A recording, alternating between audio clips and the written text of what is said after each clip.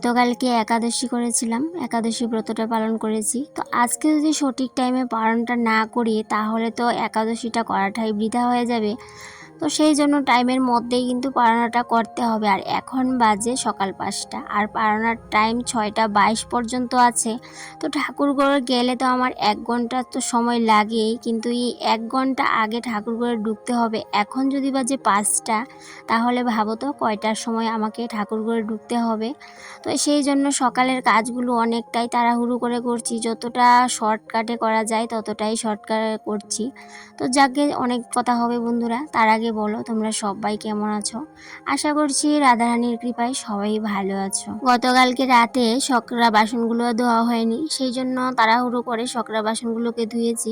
গতকালকে রাতে যেহেতু আমি খাইনি একাদশী, তো হাজব্যান্ড ছেলে খেয়েছিল, তো ওই থালগুলোই ছিল, তো সেগুলো আর ধোয়া হয়নি। তো অন্য সময় তো হাজব্যান্ড ধুয়ে দেয়, তো কালকে রাতে আর ধোয়নি, তো সেই থালগুলো ধুয়ে নিয়ে আসলাম। আর এই সকালের কাজগুলো 22 মিনিটের মধ্যেই কিন্তু আমাকে দৌড়াতেই করতে হয়েছিল। খুব তাড়াহুড়ো করেই সকালের বাসি কাজগুলো করছিলাম, কারণ সময়ের মধ্যে পালনটা করতে হবে। আর শুধু কাজ করছিলাম আর ঘড়ির দিকে দেখছিলাম, একবার ঘড়ির দিকে তাকাচ্ছি আর একবার মোবাইলের দিকে তাকাচ্ছি, এই করেই সকালের কাজগুলো করছিলাম। তো শেষ পর্যন্ত কিন্তু আমার এই যে 2 মিনিট, হাতে 2 মিনিট সময় মাত্র ছিল। তো 2 মিনিটের আগে আমি কিন্তু পালনাটা কমপ্লিট করে প্রসাদটা নিয়েছিলাম। বুঝতে পারছো কতটা রিস্ক নিয়ে আজকে আমি কাজ ঠাকুরের ঘরে গিয়েছি। 2 মিনিট 6টা 22 মিনিটে যেহেতু পালনার টাইম ছেড়ে দিয়েছিল, তো 6টা 20 মিনিটের সাথে সাথে কিন্তু আমি প্রসাদ নিয়ে নিয়েছিলাম। সকালের বাসি কাজগুলো না সেরে আবার স্নান করে ঠাকুর ঘরে যেতেও কিন্তু ভালো লাগে না, সেই জন্য সকালের কাজগুলোকে আগে জলদি করে শেষ করে নিয়েছিলাম। আর জানো তো বন্ধুরা, আজকে না একটু জ্বর ভাব লাগছিল, শীত করছিল, সেই জন্য একটু গরম জলও করে নিয়েছিলাম। কারণ যেহেতু এত সকাল স্নান করব, আর শীত করলে কীভাবে স্নান করব বলো তো, সেই জন্য একটু হালকা গরম জল করে মিশিয়ে তারপরে স্নানটা করে সোজা চলে আসলাম ঠাকুরঘরের কাজগুলো তেমন আজকে আর দেখাতে পারবো না। ওই যে বললাম, হাতে একদম সময় হাতে কাটা সময় নিয়েই তোমাদের সাথে কথা বলছিলাম। আর এই সকালের ফুলগুলো দেখো তো কতটা মিষ্টি লাগে দেখতে। সকালবেলা যদি ফুলগুলো তুলে নেওয়া যায়, সকালে ফুলগুলোর দেখলে, ফুলগুলোর দিকে তাকালেই মনে হয় অনেকটাই মনটা জুড়িয়ে যায়। কিন্তু যদি একটু বেলার পর ফুলগুলো তোলা হয়, তাহলে সেই ফুলগুলোর কিন্তু আবার এই মিষ্টি যে একটা ভাব, সেটাই কিন্তু আর একদমই থাকে না ফুলের মধ্যে। তো যাই হোক, এদিকে আমার পুজোটাও কমপ্লিট হয়ে গেছে। আর এখন বাজে 6টা 10 কিংবা 15 হবে, কারণ হাতে বেশি সময় নেই। আর পুজোটা কমপ্লিট করে প্রসাদটাও নিয়ে নিয়েছিলাম সময়ের মধ্যে, সেটা তো তোমাদের সাথে শেয়ার করেছিলামই। আর খুব সকাল করে ঘুম থেকে উঠতে পারলে তো ভীষণই ভালো, সারাদিনের কাজগুলো যেমন অনেকটাই এগিয়ে যায়, মনে হয় পরিশ্রমটাও অনেকটাই কম হয়। তো সকাল ঘুম থেকে উঠে আসলে কিন্তু অনেকটাই ভালো, কিন্তু আমরা ওই যে আলসেমির দোষে সকালবেলা অনেক সময় ঘুম থেকে উঠতে পারি না, উঠবো করি আর উঠি না। তো এদিকে প্রসাদটা নিয়ে ছেলে চলে গেলো টিউশনে, আর এইদিকে আমি স্নান করে কাপড়গুলোকে তো ধুয়ে দিইনি, কারণ অতটা তাড়াহুড়ো করে কি আর কাপড় ধুয়ে মেলে দেওয়া যায়। তো পুজোটা কমপ্লিট করে তারপরেই কাপড়গুলোকে মেলে দিয়ে চলে আসলাম রান্না করে, যেটা আমার মেইন জায়গা, আসল জায়গা। প্রত্যেকটা গৃহিণীরই আসল জায়গা হচ্ছে এই যে রান্নাঘরটা। তো আমার এই ভাঙাচোরা টিনের রান্নাঘরে চলে আসলাম পুজো দিয়ে। ওই দিকের কাজ যেহেতু শেষ হয়ে গেছে, আজকে মনে হচ্ছে অনেকটা বড় একটা কাজ আমার শেষ হয়ে গেছে। প্রত্যেক দিনকার সংসারের যে প্রধান কাজগুলো, যেমন স্নান, পুজো, রান্না, তো এই কাজগুলো মনে হচ্ছে করে নিতে পারলে সংসারের অনেকটা কাজই এগিয়ে যায়। অনেকটা না, অনেকটা থেকে বেশি এগিয়ে যায়। তো আজকে মনে হচ্ছে আমার বিশাল বড় একটা কাজ আমি করে নিয়েছি, এই যে স্নান করে পুজোটা দিয়ে দিতে পেরেছি সেটা। এইদিকে দেখো, সকালবেলা রান্না করে আসতে না আসতে এই যে উনি এসে হাজির। তবে এই ইদানিং কিন্তু উনি একাই আসছেন, ওনার সাথের জন যে চিকু পিকু বলে আমি বলতাম, তো উনি একাই আসছেন কিছুদিন ধরে, আরেকজন কিন্তু আসছে না। তো উনি চিকু না পিকু সেটাই আমি বুঝতে পারি না, তো মাঝে মধ্যে চিকুও বলি আবার পিকুও বলি। একটু হালকা গরম জল করে নিলাম, আর তার সাথে বসিয়ে দিলাম ইন্ডাকশনের চা। ইদানিং তো অনেকটাই টেনশনে আছি, কারণ কারেন্ট নিয়ে যে একটা সমস্যা তোমরা সেটা বুঝতেই পারছো, অনেকেরই সমস্যা হচ্ছে। তো এই সমস্যাটার জন্য অনেকটাই ভয়ে ভয়ে আছি যে কখন জানি কারেন্ট নিয়ে এতটা সমস্যা হয় আর আমার ইন্ডাকশনটাকে গুছিয়ে নিতে হয়। তো দেখি কতদিন এই ইন্ডাকশনটাতে আমি ইউজ করতে পারি। যখনই দেখবো আর পারছি না তখনই কিন্তু গুছিয়ে নিতে হবে। আর এদিকে আজকে চা করলাম, তো ভাবলাম আজকে চিনি দেব, কিন্তু আর শেষ পর্যন্ত চিনিটা দিইনি, কারণ ইদানিং সুগারটা মনে হয় একটু বেড়ে আছে, একটু বাড়তির দিকে আছে, সেই জন্য নিজের জন্য আর চিনিটা দিলাম না। আর চিনির যে দাম বেড়েছে সেটার জন্য তো মনে হচ্ছে সুগারের কারণেই মনে হয় চিনির দামটা বাড়িয়ে দিয়েছে সরকার। যাক, ভালোই হয়েছে, চিনি গড়ে কম থাকলে ভালোই। তো এদিকে আমি কিন্তু আবার মিষ্টি ছাড়া চা একদমই খেতে পারি না, সেই জন্য নিজের জন্য একটা সুগার পিয়ে আনিয়ে রেখেছি।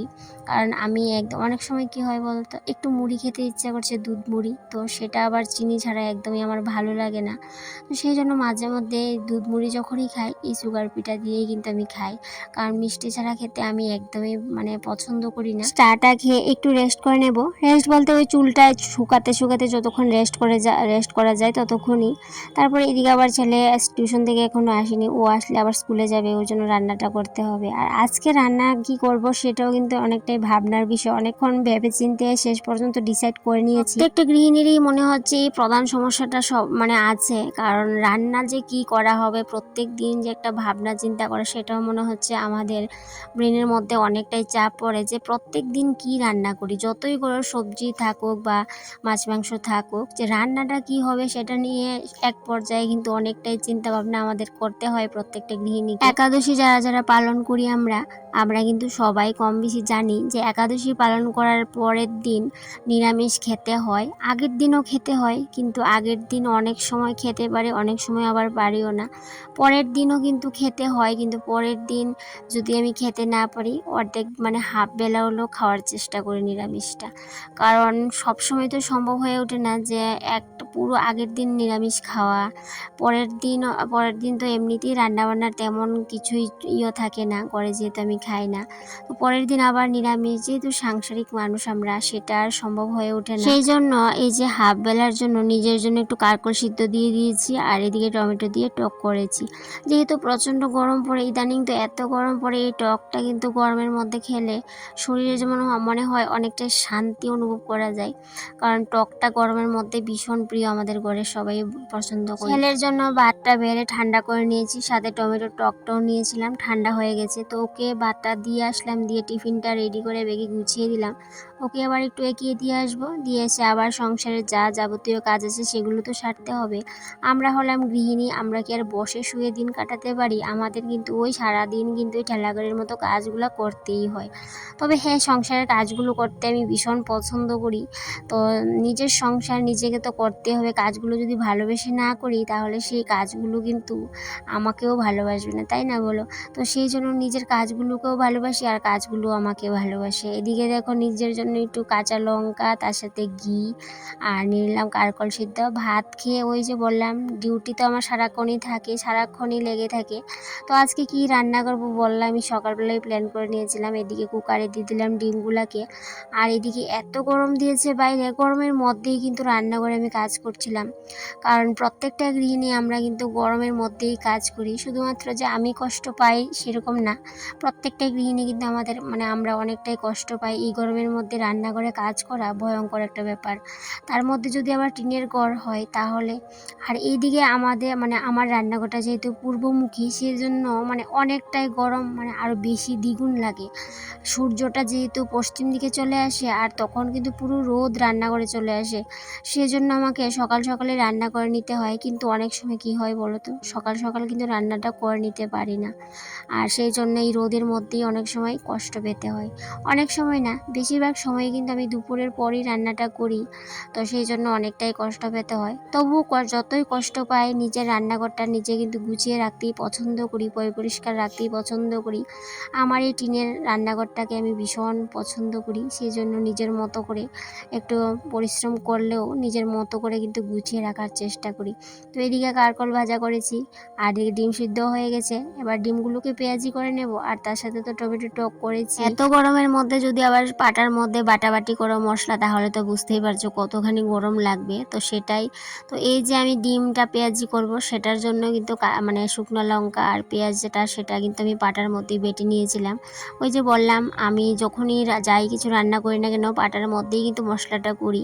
আর আমার মিক্সি তো আছে, মিক্সির মধ্যে মশলা করতে আমার একদমই ভালো লাগে না। আর তার মধ্যে আবার প্যাকেটের মশলা ডাইরেক্ট দিয়ে দেওয়া, সেটাও আমি পছন্দ করি না। মনে হয় কি মশলাগুলো যেমন একটা গুটি গুটি দানা দানা সেগুলো বেঁচে থাকে, আর সেটার যে মশলাটা দেওয়া আর না দেওয়া মনে হয় সমান। তো সেই জন্য এই যে প্যাকেটের মশলাটাই খাওয়া হয় বেশিরভাগ, তো সেটাকে একটু পাটার মধ্যে বেটে দিলে তাহলে কম মশলার মধ্যে তরকারিটাও ভালো হয়। যতই কষ্ট হোক রান্নাবান্নার পর কিন্তু আমি রান্নাঘরটাকে পরিষ্কার করে নিজের মতো করে গুছিয়ে নেব। তবে আজকে রান্নাঘরটা যে পরিষ্কার করব সেটা আর তোমাদের সাথে শেয়ার করব না, কারণ অনেকটা লেন্থ হয়ে গেছে আমার এই ব্লগটার। সেই জন্য আমার এই গুছানো গাছানো ক্লিন করা সেটা আর আজকে তোমাদের সাথে শেয়ার করলাম না বন্ধুরা। তবে হ্যাঁ, আমি কিন্তু অনেকটা সময় ধরেই কিন্তু রান্নাঘরটাকে পরিষ্কার করেছি, কারণ রান্নাঘর রান্না করার পর তো বুঝতেই পারো রান্নাঘরের অবস্থা কি হয়ে থাকে। তোমরা কে কে বলো তো রান্না করার সময় তরকারির মধ্যে গরম জল মানে ফুটানো জলটা ব্যবহার করো? আমি তো প্রত্যেকটা রান্নাতেই ফুটানো জল ব্যবহার করি। আজকেও কিন্তু আমার এই ডিম পেঁয়াজিটা করেছি সেটাও কিন্তু ফুটানো জলই ছিল, সকালবেলা ফুটিয়ে রেখেছিলাম। তো সেটা দিয়েই কিন্তু ডিম পেঁয়াজিটা করেছি। তাতে মনে হয় কি আমার তরকারির স্বাদটা দ্বিগুণ হয়ে যায়। তো যাই হোক বন্ধুরা, এদিকে আমার ডিম পেঁয়াজি শেষ নামিয়েও নিয়েছি, আর আমার ব্লগটাও আমি এখানেই শেষ করছি। তাহলে বন্ধুরা আজকে আসি, এই পর্যন্তই রইলো। আবারও দেখা হবে তোমাদের সাথে পরবর্তী কোনো একটা ব্লগে। ততক্ষণে তোমরা ভালো থেকো, সুস্থ থেকো, আর এইভাবেই আমার পাশে থেকো, আর এইভাবেই সুন্দর সুন্দর মিষ্টি মিষ্টি কমেন্ট করে যেও। তাহলে বন্ধুরা আজকে আসি, টাটা।